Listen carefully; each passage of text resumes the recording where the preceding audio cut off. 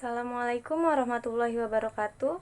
Saya Fadila Lutfi Nurmadani, mahasiswa Universitas Esa Unggul Jakarta, Program Studi Hubungan Masyarakat dalam Fakultas Ilmu Komunikasi. Video ini dibuat untuk memenuhi ujian akhir semester mata kuliah Bahasa Indonesia. Pada kali ini saya akan mengambil tema tentang kalimat efektif.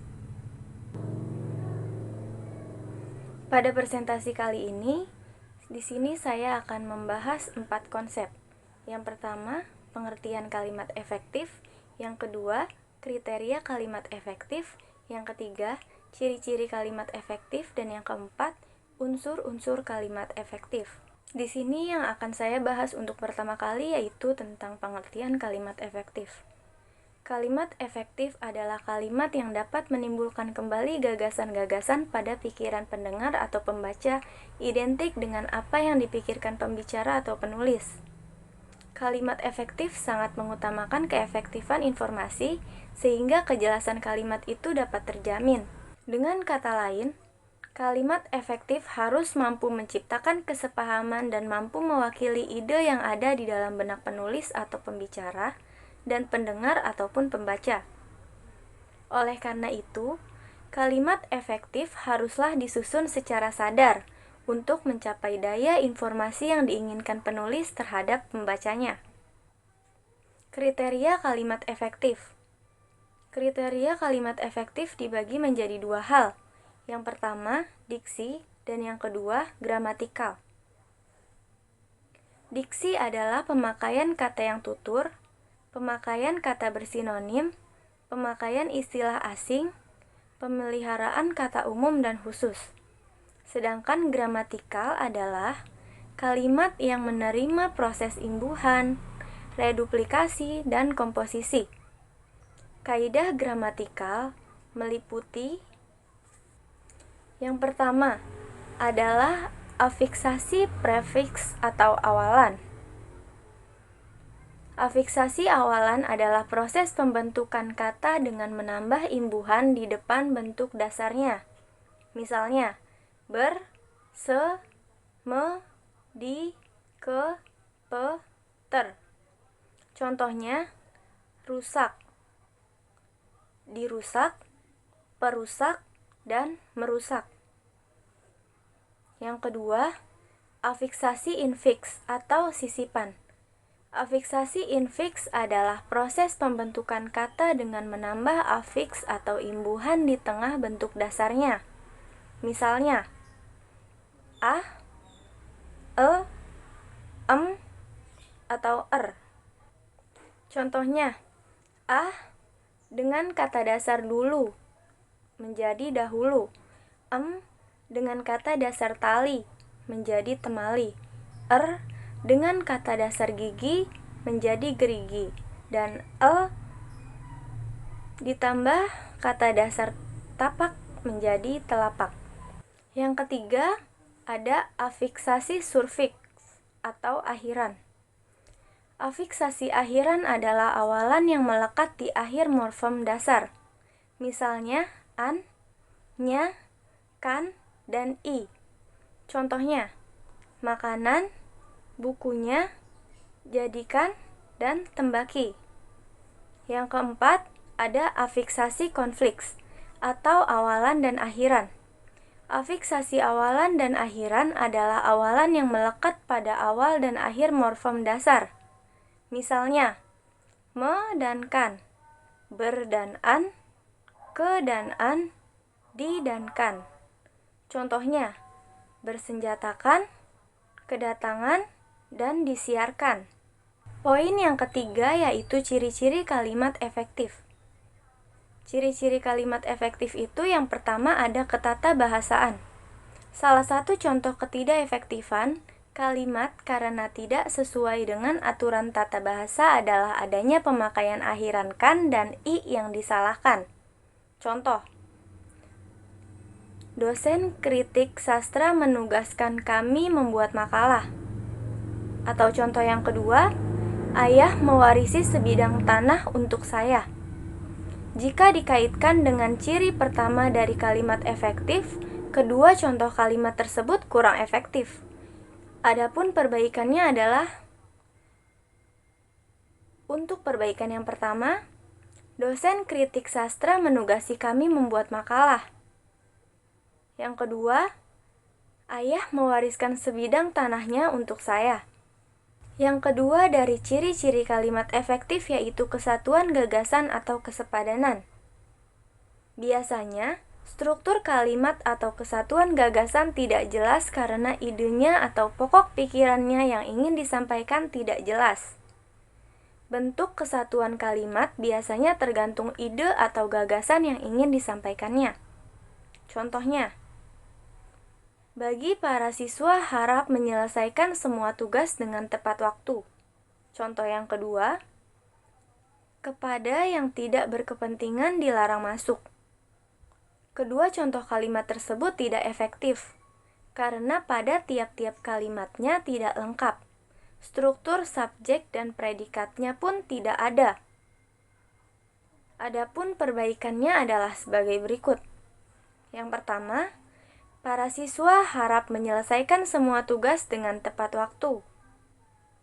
Yang kedua, yang tidak berkepentingan dilarang masuk. Yang ketiga, ada kehematan. Dalam pengertian kalimat efektif berarti hemat dalam menggunakan kata, frasa, atau bentuk lain yang dianggap tidak perlu. Berikut merupakan beberapa hal yang harus dihindari dalam kaitannya dengan konsep kehematan pada kalimat efektif. Yang pertama, penggunaan subjek ganda. Contohnya, penyusunan laporan itu saya dibantu oleh dosen. Itu salah. Dalam penyusunan laporan itu, saya dibantu oleh para dosen. Itu baru benar. Yang kedua, penjamakan kata yang sudah dijamak. Contohnya, para tamu-tamu sudah berdatangan. Itu salah. Yang benar adalah para tamu sudah berdatangan. Yang ketiga, penggunaan bentuk panjang yang salah. Contohnya, janganlah kamu membuat kotor kelas ini dengan sampah-sampah itu. Itu salah. Yang benarnya, janganlah kamu mengotori kelas ini dengan sampah-sampah itu. Yang keempat, penggunaan sinonim dalam satu kalimat. Contohnya, sejak dari pagi hingga sore, anak itu terus menunggu ayahnya pulang. Itu kurang tepat. Yang benar adalah sejak pagi hingga sore, anak itu terus menunggu ayahnya pulang. Kemudian ada kepaduan atau koherensi. Kepaduan adalah hubungan timbal balik yang jelas antara unsur-unsurnya sehingga informasi yang disampaikan tidak terpecah-pecah. Contohnya yang pertama, hidup jangan mengharapkan akan belas kasihan orang lain. Yang kedua, surat itu saya sudah terima kemarin. Kedua contoh kalimat tersebut tidak efektif, karena pada tiap-tiap kalimatnya tidak terdapat kepaduan atau koherensi. Adapun perbaikannya adalah yang pertama, hidup jangan mengharapkan belas kasihan orang lain. Yang kedua, surat itu sudah saya terima kemarin. Kemudian, poin keempat yang akan saya bahas adalah unsur-unsur kalimat. Unsur kalimat adalah fungsi sintaksis dalam buku Tata Bahasa Indonesia Lama Lazim disebut jabatan kata dan kini disebut peran kata dalam kalimat, yaitu subjek, predikat, objek, pelengkap, dan keterangan. Yang akan saya bahas pertama kali adalah subjek. Subjek adalah bagian kalimat yang menunjukkan pelaku, tokoh, sosok atau benda, sesuatu hal, suatu masalah yang menjadi pangkal atau pokok pembicaraan. Subjek biasanya diisi oleh jenis kata atau frasa benda atau nominal, klausa, atau frasa verbal. Untuk lebih jelasnya, contohnya adalah, ayahku sedang melukis. Di sini sebagai subjek adalah ayahku. Yang kedua adalah predikat. Predikat adalah bagian kalimat yang memberitahu tindakan apa atau dalam keadaan bagaimana subjek, pelaku, atau tokoh atau benda di dalam suatu kalimat. Selain memberitahu tindakan atau pembuatan subjek, predikat juga menyatakan sifat, situasi, status, ciri atau jati diri. Contohnya, kota Jakarta dalam keadaan aman. Di sini predikatnya adalah dalam keadaan aman. Yang ketiga adalah objek. Objek adalah sesuatu yang dikenakan tindakan oleh subjek. Sama seperti subjek, objek dapat berupa kata benda, pakaian, dan lain-lain. Contohnya, ibu membaca berita yang sedang hangat di teras rumah. Di sini subjeknya adalah berita. Yang keempat ada keterangan. Keterangan adalah bagian kalimat yang menerangkan berbagai hal mengenai bagian kalimat yang lainnya. Unsur keterangan dapat berfungsi menerangkan subjek, predikat, objek, dan pelengkap. Posisinya bersifat bebas, dapat di awal, di tengah, ataupun di akhir kalimat. Pengisi keterangan adalah frasa nomina, frasa preposisional, adverbial, atau klausa. Yang terakhir adalah pelengkap. Pelengkap atau komplement adalah bagian kalimat yang melengkapi predikat. Letak pelengkap umumnya di belakang predikat yang berupa verbra. Posisi seperti itu juga ditempati oleh objek. Dan jenis kata yang mengisi pelengkap dan objek juga sama, yaitu dapat berupa nomina, frasa nominal, atau klausa. Contoh pelengkap dalam sebuah kalimat. Sutarji membacakan pengagumnya puisi kontemporer. Di sini pelengkapnya yaitu puisi kontemporer. Demikian presentasi yang dapat saya sampaikan.